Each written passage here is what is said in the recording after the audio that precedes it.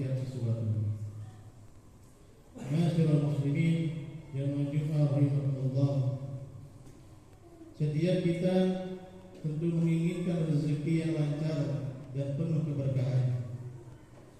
Namun tidak semua orang menyadari bahwa salah satu kunci utama untuk membuka pintu rezeki terletak pada lisan dan hati yang senantiasa dipenuhi dengan istighfar, yaitu permohonan ampun kepada Allah Subhanahu wa taala. Istighfar bukan sekedar ucapan ritual, melainkan bentuk kesadaran dan kerendahan hati seorang hamba di hadapan Allah Subhanahu wa taala. Dalam Al-Qur'an surat Nur ayat 10 sampai 12 disebutkan, A'udzu billahi minasyaitonir rajim.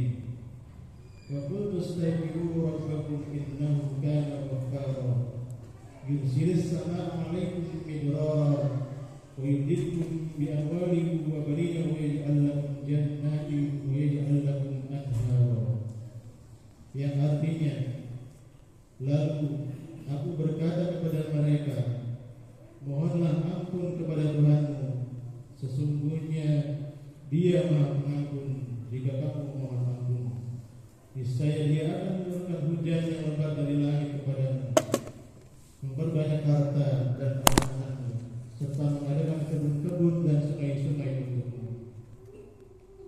Syekh Ahmad bin Muhammad As-Sawi Al-Maliki di dalam kitab Hasyiat As-Sawi ala Tafsir Jalalain menyebutkan bahwa istighfar menjadi kunci dari berbagai permasalahan seperti sempitnya rezeki dan berbagai permasalahan yang kompleks.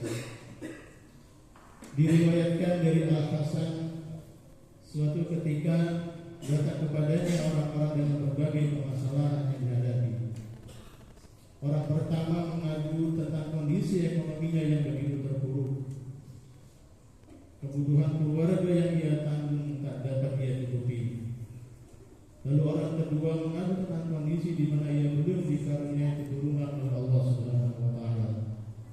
Ia menginginkan buah hati sebagai penerusnya. Orang yang ketiga adalah seorang petani yang tidak pernah mendapatkan hasil maksimal dari tanamannya. Selama bercocok tanam, ia selalu menghadapi permasalahan seperti hama dan kekeringan yang melanda. Mendengar keluhan dari orang-orang tersebut, Al-Hasan hanya menjawab dengan satu kalimat, Istaghfirillah. Bacalah istighfar, mintalah ampun kepada Allah. Mendengar jawaban yang singkat ini, Rabi' bin Sahib pun memberanikan diri untuk bertanya, wahai Al-Hasan, banyak orang yang mendatangimu dengan mengadukan berbagai hal dan meminta pertolongan bermacam-macam kepadamu. Tapi mengapa hanya istighfar yang kau jadikan sebagai solusi jalan keluar? Al-Hasan pun terdiam. Kemudian ia membacakan surat Nuh ayat 10 sampai 12 tadi.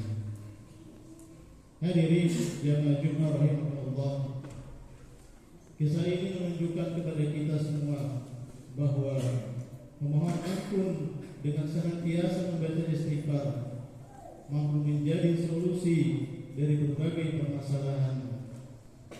Rasulullah pun telah mengajarkan kita berbagai redaksi bacaan istighfar.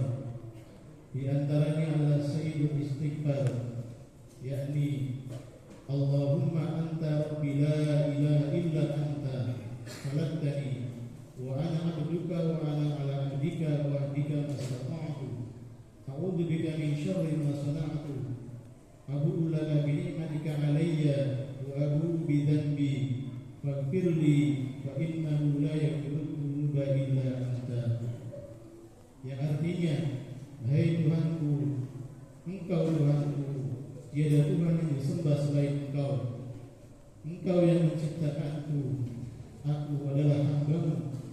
Aku berada dalam perintah iman sesuai perjanjian-Mu sebatas kemampuanku. Aku berlindung kepadamu dari kejahatan yang kuperbuat. Kepadamu aku mengakui segala nikmat-Mu padaku. Aku mengakui dosaku maka itu ampunilah dosaku. Sungguh tiada yang mengampuni dosa selain Engkau. Di dalam kitab Al-Adhkar dari Imam An-Nawawi dianjurkan untuk memasukkan Sahihul Istighfar ini ke dalam doa harian. Hal ini sesuai dengan hadis Rasulullah yang diriwayatkan oleh Imam Al-Bukhari dari Sa'd bin Aus, "Wa man qalaha minan nahari muqinan biha famata fi yawmi qabla ay yamsi fa huwa min ahlil jannah wa man qalaha minal laili wa huwa muhiqqin biha famata qabla ay yusbiha fa huwa min ahlil jannah." Yang artinya, barang siapa mengucapkannya pada siang hari dan meyakininya, lalu dia mati pada hari itu sebelum waktu sore, maka dia termasuk penghuni surga. Dan barang siapa mengucapkannya pada malam hari dalam keadaan meyakininya, lalu dia mati sebelum waktu pagi, maka dia termasuk penghuni surga. Hadirin jamaah Jumat rahimahullah, demikianlah upaya-upaya batin yang perlu kita lakukan agar kita semua senantiasa mendapatkan rezeki yang berkah dan lancar dari Allah Subhanahu wa taala melalui baca istighfar tadi. Semoga kita bisa mengamalkan istighfar dalam setiap langkah kehidupan kita di dunia ini, dan semoga Allah memudahkan semua urusan kita. Amin ya rabbal alamin. Barakallahu li wa lakum fil Qur'anil Azim wa nafa'ani wa iyyakum bima fihi min